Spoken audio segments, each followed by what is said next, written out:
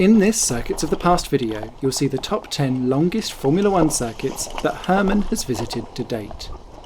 Some of them may even be longer than Rubens Barrichello's Formula 1 career. At the end of this video, you'll find the complete list of the real top 10 longest F1 tracks, as well as the official positions of the ones mentioned in this video. Number 10. Österreichring. Actually, the Österreichring is the 14th longest Formula 1 circuit, but as I said earlier, this is Hermann's top 10 that he has visited.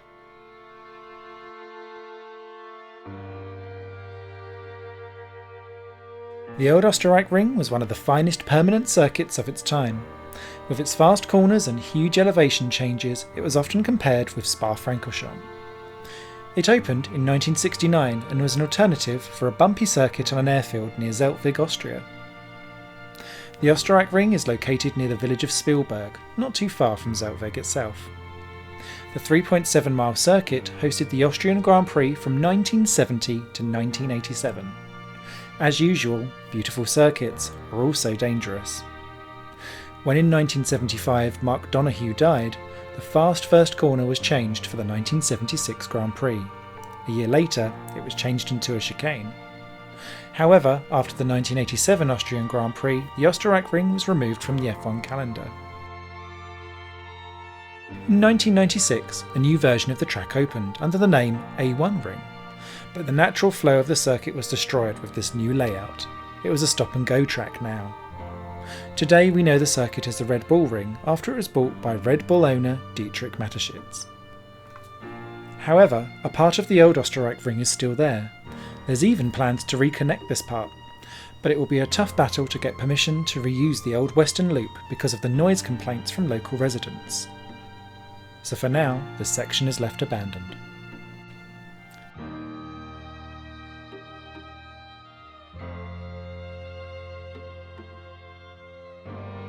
Number 9. Rouen-les-Essarts. Rouen-les-Essarts is actually the 13th longest Formula 1 circuit ever to be raced on.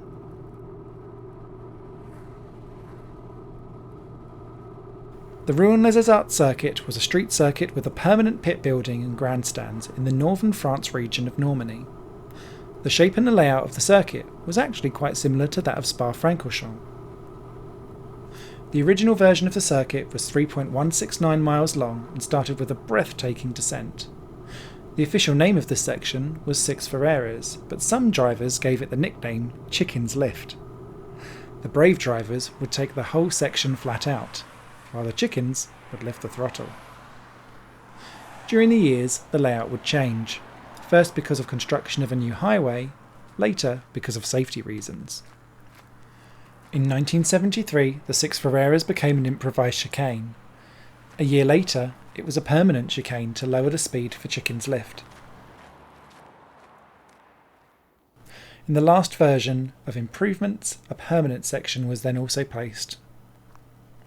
The Rouen circuit hosted the French Grand Prix in 1952, 57, 62, 64 and 1968. After it lost the French Grand Prix, Circuit Rouen-les-Essarts was used for Formula 2 races up until 1978. After 1978, the major event to go there was the annual round for the French Formula 3 Championship. At the end of the 1993 season, however, the street circuit was found to be too dangerous for all series, and so was no longer used. Since then, the buildings have been demolished, but some versions of the track are still drivable. Most of the permanent section, though, is long gone. Number 8.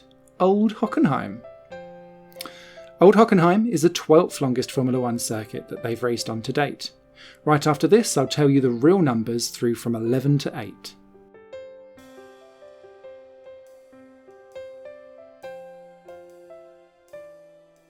The Hockenheim circuit opened in 1932 as a triangular street circuit. Despite to what many sources claim, Hockenheim was absolutely not built as a test track for Mercedes. It was actually an initiative of assistant timekeeper and local motorsport fan Ernst Christ. The first version of the track was a fast triangle. In 1938, the famous Ostkurve, German for East Corner, was built as part of the new permanent section. In the 1960s, though, a new highway was planned, and it would cut through the section of the village of Hockenheim and remove it from the track. So to keep the track operational, a reconstruction was necessary. In 1966, a new stadium section, named Motodrome, replaced the run through Hockenheim. Now called the Hockenheim Ring, it was a full permanent racetrack. They also changed the driving direction from anti-clockwise to clockwise.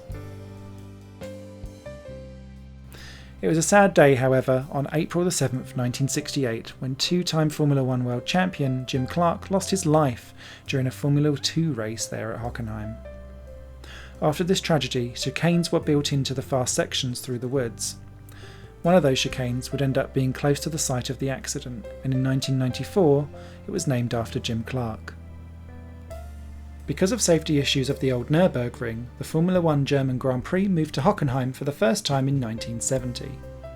After a short return to the Nürburgring, the German Grand Prix came back in 1977 to stay at Hockenheim and settle there for a long time.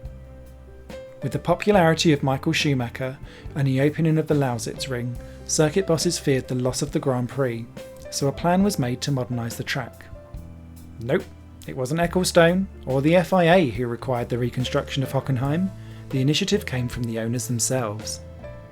A new circuit designed by Hermann Tilke was then built.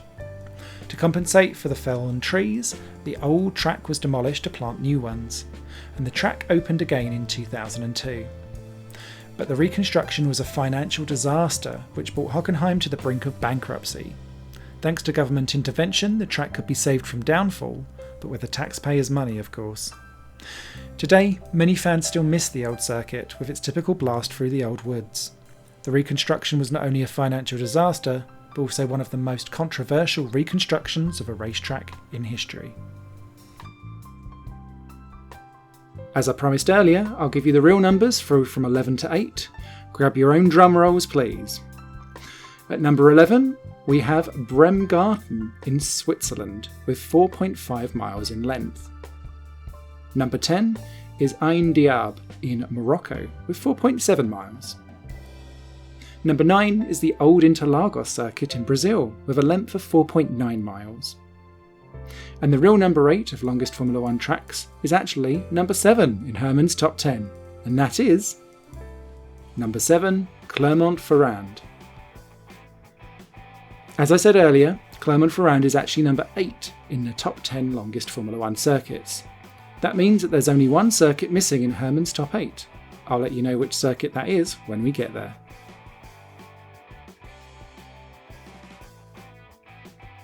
The Clermont-Ferrand circuit was a street circuit around an extinct volcano in the Puy-de-Dôme region of France. The 5-mile-long circuit opened in 1958 and contained a challenging mix of different corners and elevations. For that reason, it was nicknamed the French Nürburgring. The old Clermont-Ferrand circuit hosted the Formula 1 French Grand Prix in 1965, 1969, 1970 and 1972. Because the old Clermont-Ferrand circuit was found too dangerous, it lost the French Grand Prix and other international races. Until 1988 it was used just for national races, then the street circuit closed for motorsport. However, the General Council of Puy-de-Dôme recognised the interest of a circuit to the local economy. With their financial support, a new 2.47-mile circuit was built. Just like Spa-Francorchamps, they used part of the old circuit and built a new connection. The new circuit opened in 1989 and it was now a permanent racetrack, known under the name Circuit de Charade. Most of the old circuit is still there as a public road, and there is a small abandoned section between the public road and the current Charade circuit.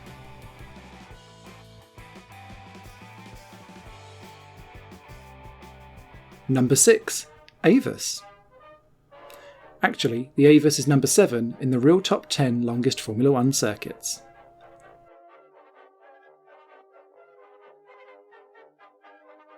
The AVUS in Berlin is without doubt one of the most curious racetracks of the past. In fact, it was an experimental, multiple-lane highway which could also be used as a racetrack. The AVUS opened in 1921 and was one of the fastest circuits in the world. It had 2 very long straights connected with an artificial loop on both sides. The original AVUS was 12.16 miles long. A reconstruction came in 1936, when a new road was planned to the exposition site next to the AVUS. The Nordkurve, German for North Corner, should make place for this new road, but a compensation, a new high-banked Nordkurve, would be built as well. Actually, a similar corner was planned to replace the South Loop. The works were already in place when World War II broke out, so today you can still see the remains of the unfinished South Corner. In 1954 there was a Formula 1 race at the AVUS which didn't count towards the championship. However, for political reasons in 1959, 2 years before the Berlin Wall was built, the German Grand Prix was held at the AVUS to give people from the Russian occupation zone the opportunity to visit the Grand Prix. The 1959 German Grand Prix was also the only Formula 1 race ever to have been driven over 2 heats. For safety reasons, the high-banked North Corner, nicknamed the Wall of Death, was demolished in 1967 and replaced by a flat corner. Through the years, the straights were shortened and chicanes were added to the layout, but the AVUS was still a dangerous track. In the 1990s, the AVUS was used for Formula 3 and touring car races. During a touring car race in 1995, British driver Keith O'Dore died after a crash on the North Corner. The AVUS received increasing criticism. When a new racetrack was built not far from Berlin, the AVUS was closed after the 1998 season. In 1999 there was one final event to say goodbye to one of the weirdest racetracks of the past. Number 5. Reims-Gueux. Actually, Reims-Gueux is number 6 on the list of the longest Formula 1 circuits. The real number 5 is Sebring in the US of A. Its 5.2 miles in length is just a tiny bit longer than what Reims-Gueux is.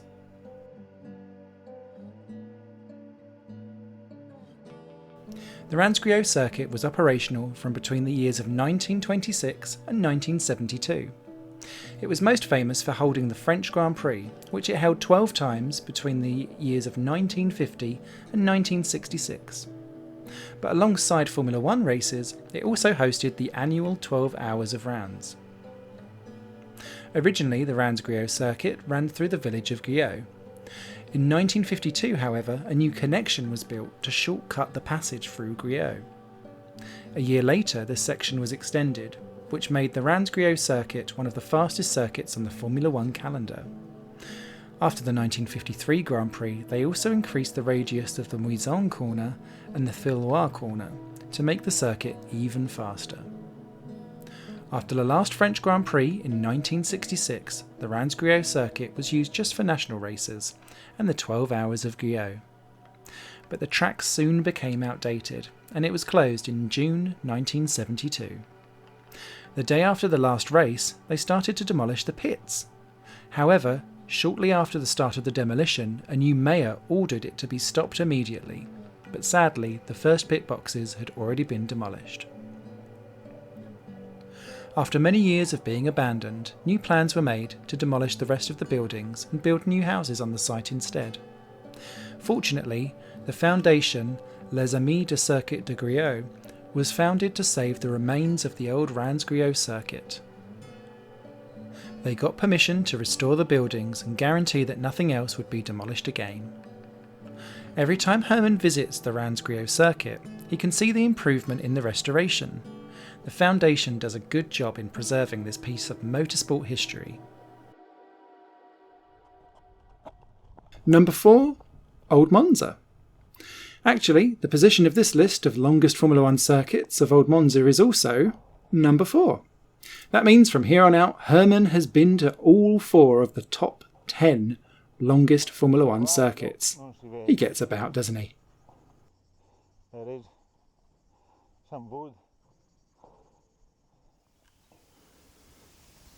When we're talking about Old Monza, we actually mean the combination of the current road circuit and the old high-banked oval. When the Monza circuit opened in 1922, it contained a road circuit and a high-banked oval, which could be used together or separately. The length of the combined total circuit was exactly 10 kilometres, which is 6.2 miles. During a huge reconstruction of the track that started in 1938, the original banking was demolished.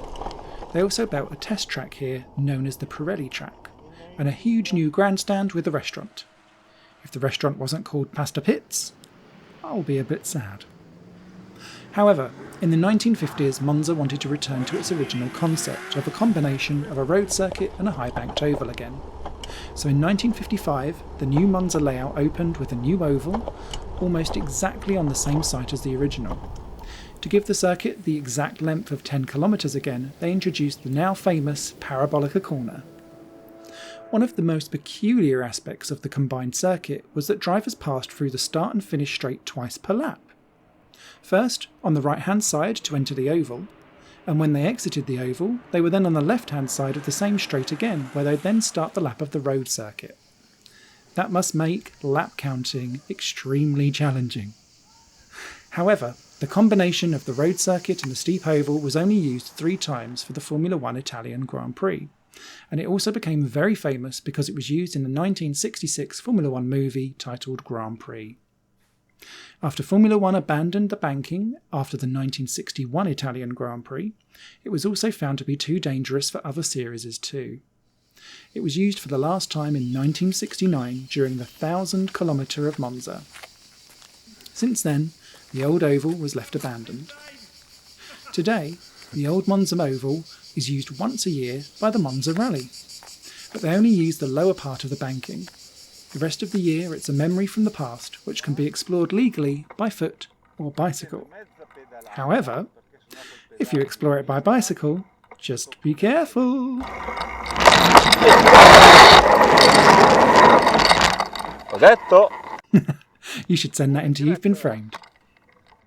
Number 3, Old Spa-Francorchamps.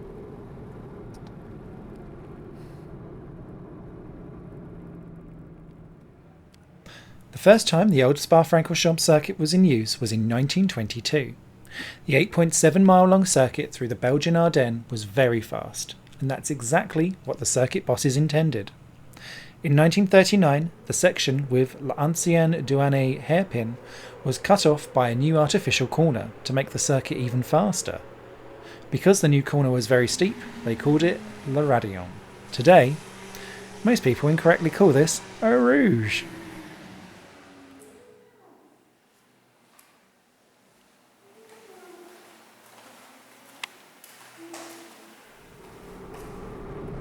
In 1947, an artificial corner was introduced to replace the slow Stavelot corner. The new Stavelot corner was much faster and included banking.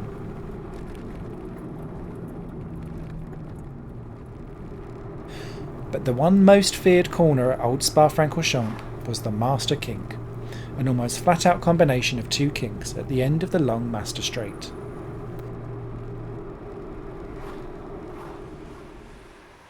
The old Spa-Francorchamps circuit hosted the Formula One Belgian Grand Prix 18 times between the period of 1950 to 1970. But as people started to think more about safety, the fast street circuit became increasingly criticised. After the 1970 Grand Prix, Formula One shunned the old Spa-Francorchamps circuit and moved to Nivelles and Zolder. In 1979, however, the new Spa-Francorchamps circuit opened. It contained a part of the old circuit, but with a new section too. Unlike many other reconstructed circuits though, the new layout was still fast and challenging. Today you can drive most of the old track yourself, because it's a public road. However, in 2000 the current track became a permanent race circuit, so the more common parts, where the old and new combine, is no longer open to traffic. Number 2, the old Nürburgring.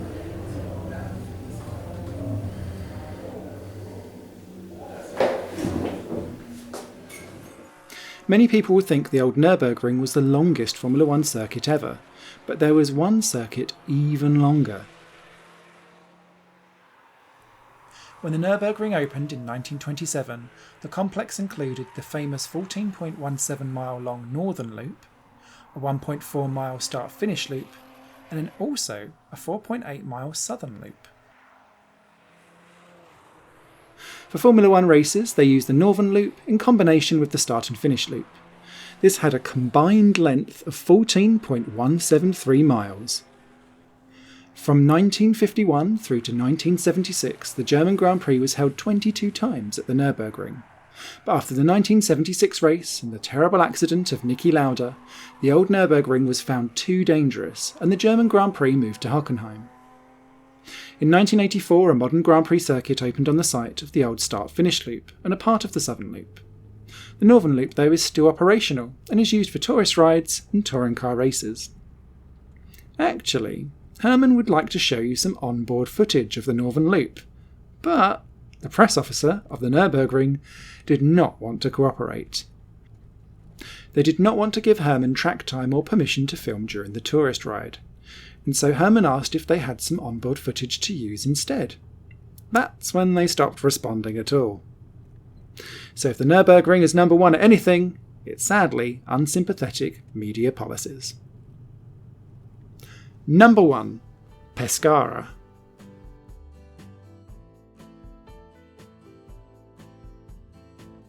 The Pescara street circuit, with its length of 15.894 miles, is the longest Formula 1 circuit ever. The circuit was operational from 1924 up to 1961 and hosted several Formula 1 races in the 1950s. However, only the 1957 edition counted for the Formula 1 championship.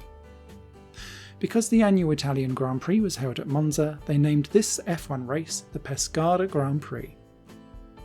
Actually, there are also Grand Prix races in the 1920s and 30s held at Pescara, under the name of Coppa Acerbo.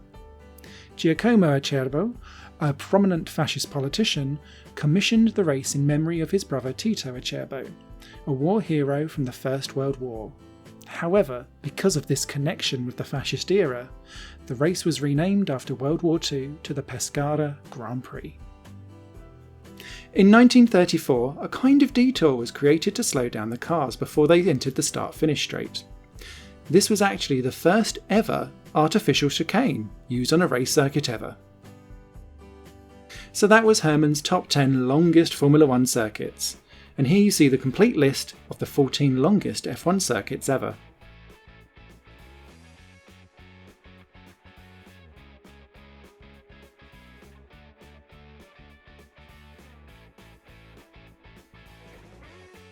Did we miss a circuit? Or do you have any other corrections? Please let us know down in the comments below. Before you go, you can download a free ebook on the Circuits of the Past website about 7 abandoned circuits that you can visit legally. On the website you can find more information about the circuits included in this video. Check the link on the end card and down in the description box of this video for more. For now though, thank you very much for watching, and don't forget to subscribe and hit the bell icon for more memories from Circuits from the Past.